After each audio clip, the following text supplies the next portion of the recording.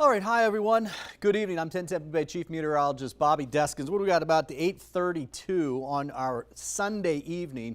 Tropical Storm Idalia. If you've been watching this evening, this is the 8 p.m. update from the Hurricane Center. There's not a whole lot of new information at this point. We'll get a new track coming up at 11 p.m. But there is some new data coming out as far as wind speed. It's now slightly stronger, 45-mile-per-hour winds. It's moving to the east-northeast at 3 miles per hour. And if you look at this convection, look at that. Just in the last several hours, it's flaring up. They tend to flare up at night as well, and it's already getting that process started. Pressure's at 995 millibars. You can see there's some shear. Look at the tops of these clouds blowing in this direction. That's wind shear. The arrows you see here is the surface wind. And clearly, we've got counterclockwise winds circling around the center. So it's trying. It's getting a little bit better organized. It's going to sit here for a while. Look what it's done. I mean, it kind of came up here, down here, and back over there, and eventually it's going to shoot up to the north. Now, we would prefer this to be further to the west. Right now, it's going east-northeast, and then it's going to come to the north. And I say that because the forecast track might push even further to the east, and that would keep the center closer to us. Right now, it's just offshore. But here's the forecast, 6 p.m. Monday. Tomorrow afternoon, 65-mile-per-hour winds on near the western tip, I should say, of Cuba. And then look at this. Tuesday afternoon, 85-mile-per-hour winds with the center out here. That's a Category 1 hurricane. Tuesday afternoon, we'll start to see rain bands. Late in the afternoon and the evening hours, we'll see the wind pick up. Wednesday morning, 100-mile-per-hour winds is the forecast. Now, those winds will be right around the center and on the east side of the center, wherever that is. And you can see there's not much wiggle room for us, especially when you look at Crystal River, which is right there. All right, so that's why I'm saying we want to make sure this thing stays further offshore so we don't get it kind of pushing in right on top of us. The forecast keeps it stronger because it's over water here. Now, here's the one caveat. If it were to turn right, a la Charlie, a la Ian, it has less time over land, and if it were to turn right sooner, it would be a Cat 1 somewhere in here, something like that. But the more it goes out over the warm water, the longer it has an opportunity to get stronger. Now, here's the one thing. We've got a lot of deep, warm water down here. It's a lot of energy. We call it tropical cyclone energy, right? Heat potential. When you get in this area in here, we have a little less of it. But I think that's a consolation prize at this point. I don't think it's going to affect it too much, but it will try and slow the strengthening just a little bit. Now, extended forecast Wednesday afternoon near Savannah, kind of hugging the coast. So if this happens, it's not going to fall apart too much. It will go down to tropical storm, but then you can see it doesn't really weaken too much as it moves through southeastern North Carolina, 65-mile-per-hour winds to 60-mile-per-hour winds. All right, as of 5 o'clock today, they issued hurricane watches in the purple here. That's for all of our coastal counties. Inland counties, Polk, Hardy, DeSoto, you have a tropical storm watch, and this is basically with the wind, okay? So we're thinking 40 to 60-mile-per-hour winds right along the immediate coast, some gusts closer to 80. You get inland, 25 and 35. Gusts in the 40s. Not a bad deal. Rainfall's different.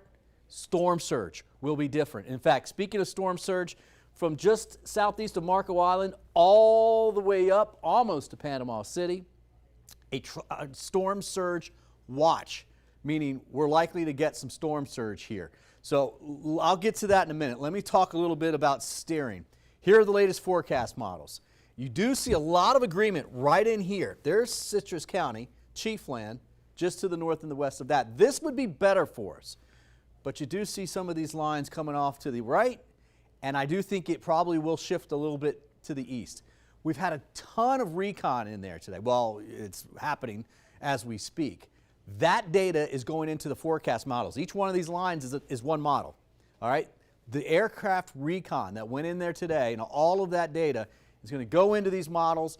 The next several cycles of models should give us better resolutions, better idea of where it's going to go. Hopefully it doesn't go further to the right because then that would bring it more towards the Tampa area. You can see actually, obviously a little spread here, but that's pretty decent agreement from where it is now all the way to the southeast coast of North Carolina. All right, now let's show you the model we run right here at the station. This is what I show you every day when we're showing you afternoon showers and thunderstorms, right? This is Monday night, tomorrow night at 11 o'clock, just about 24 hours from now. There's the storm center somewhere here in the Gulf of Mexico at that point. Now, let's go out to Tuesday afternoon at 2 o'clock. I need you to have your preps done. If you could do it, it would be better if you get them done by Monday night, sunset, because it's a lot easier to do these things around the house and outside in the daylight. So try and get it done by tomorrow evening. Technically, you can still have mid-morning on Tuesday to get things done, but look, this is 2 o'clock. The winds are starting to pick up a little bit, but those rain bands will coming through. There'll be heavy downpours. They won't last long. They'll fly right through, but you'll have some gusty winds in that. And we could actually get some tornado warnings. We're going to have to watch for that starting Tuesday early afternoon. Now let's go out through about 7 p.m. on Tuesday. This is a little faster than some of the models, but look where the center is. Look at the rain bands moving over top of us. This would be one of our best chance to see tornadoes in these rain bands that you see here, perhaps even into there and all the way up here, right? So that will be the initial threat. Meanwhile, the wind's picking up. And when this gets west of us, the center does, now the wind's coming like this. So look at Sarasota and Manatee County. That's a lot of wind blowing from the southwest to the northeast. And it's getting now into the bay. This is 7 p.m. tomorrow evening. This is a little bit sooner. Some models are saying closer to midnight tomorrow night into Tuesday morning, Tuesday night into Wednesday morning. Tomorrow will be fine. But later in the evening on Tuesday, the water levels will start to come up. Watch how this thing, now look, that's a pretty decent looking hurricane right there. This is 11 p.m. Tuesday, and now we've got a ton of wind blowing water into the bay and up across Manatee, Sarasota County, and then especially getting into parts of Pinellas, and it gets worse as you go to the north. This is about 12:30 in the morning, Wednesday morning, right? Early Wednesday morning. That's Crystal River right there.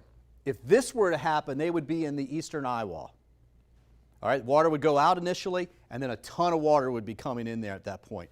Still have high winds here. Winds are probably getting better at that point for the Tampa Bay area, but still a surge issue. And then as we go through the overnight hours, this is about 6 in the morning, just before sunrise on Wednesday morning.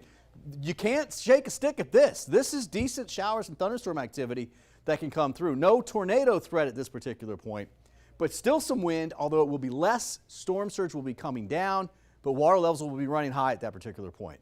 So very heavy downpours at that point. Then through the sunrise, 8 o'clock, rain starts to taper off and move out. There's the storm system up towards Charleston. If this thing hugs the coast, there's only a little bit of land it's going to go across.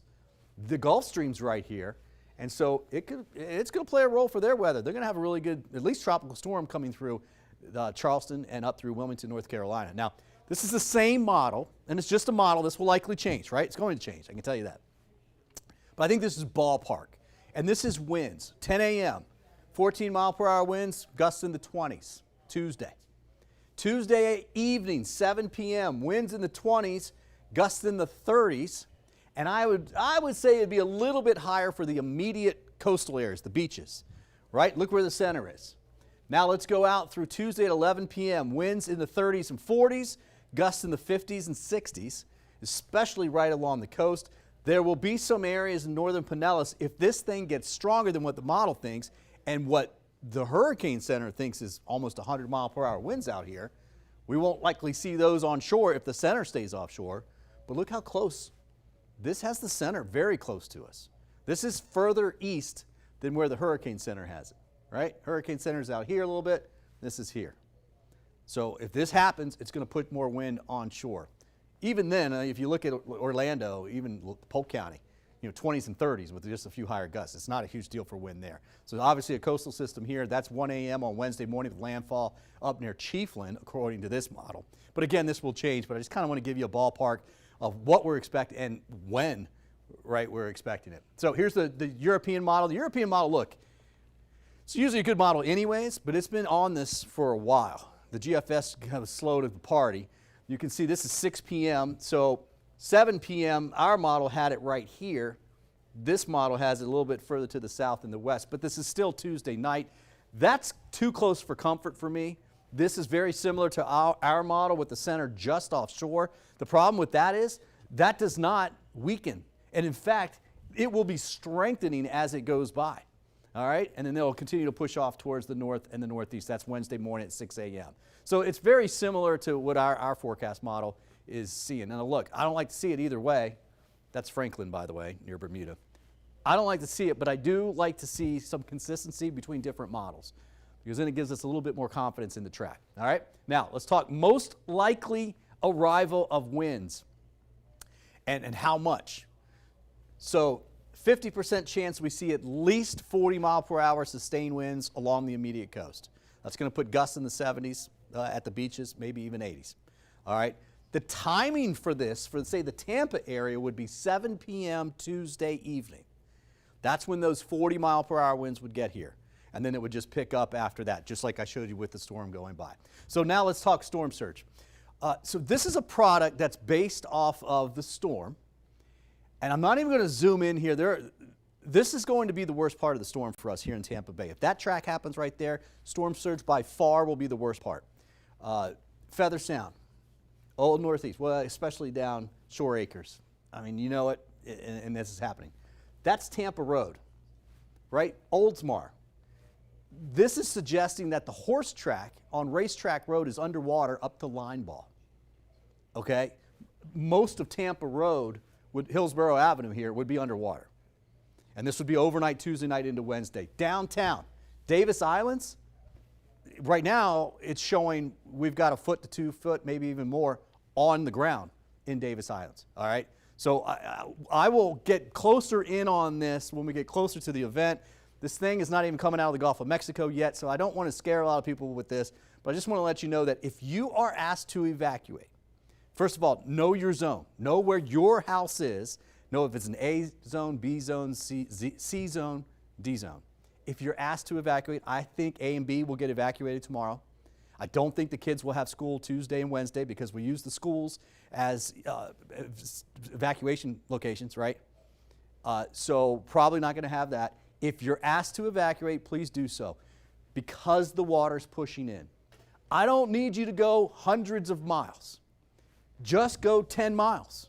Have a friend or family member or hotel, something that's out of that flood zone. You don't need to go to Orlando, right? A la Charlie, that type of thing. You don't need to be sitting in traffic. That's dangerous as driving up I-4 on a good day, much less when people are worried about the storm that's coming. Just go tens of miles to get away from the water. We're all going to get some wind. Obviously, it's going to be highest along the coast. We're all going to get some rain, highest along the coast. We don't want you in this water. This is the Gulf of Mexico over US 19 in downtown Crystal River. All right, Crystal River, this is a big one for you. This will be a very big one if this track holds. We're talking 6 to probably about 9 foot of storm surge in that area. And again, we're going to be honing down on these numbers here in the next couple of days. But if it comes in somewhere here, it's this area right here that's going to really get the water. There's just nowhere for it to go, and there's a lot of wind potentially pushing it. So, didn't mean to keep you this long, but I hope you guys are seeing the threat that's here. I want you to know that it's not set in stone. Things may change. Hopefully they will for the better. But let's plan as if we're going to have a good hurricane coming through here, at least right up the coast. So that means have storm preps completed by tomorrow evening at sunset. Technically, you could get away with through noon on Tuesday. All right? But do a little bit now, do a little bit tomorrow, do a little bit Tuesday morning. Get it all done by that time.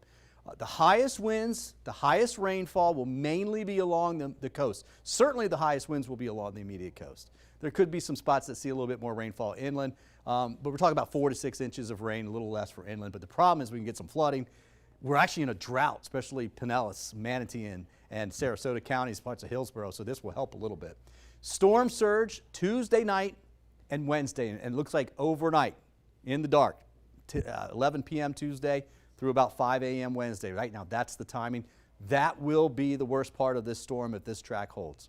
All right, so please, again, make sure you evacuate. Expect some power outages, the normal stuff, right? There's going to be some issues with that. So make sure you have all your hurricane kit ready to go. If you have a hurricane plan, which I hope you do because we're always talking about it, now's the time to put it in motion. Don't forget to stay tuned to us. We will keep you updated. I'm posting all kinds of stuff on my social media, Facebook, YouTube, Bobby Deskins Weather, Bobby D Weather, and Twitter is Bobby WTSP. And don't forget all of the Channel 10 stuff. I highly recommend you get the 10 Tampa Bay app. You're going to get all kinds of push alerts. When they start doing evacuations, you're going to hear from it there. You're going to get all kinds of information that you need to know, and you're also going to get these forecasts there as well, too. Take care, guys. We'll get through this. It may not be pretty at times. We're going to be okay, but it's going to be a little bumpy ride as we get into Tuesday night and Wednesday.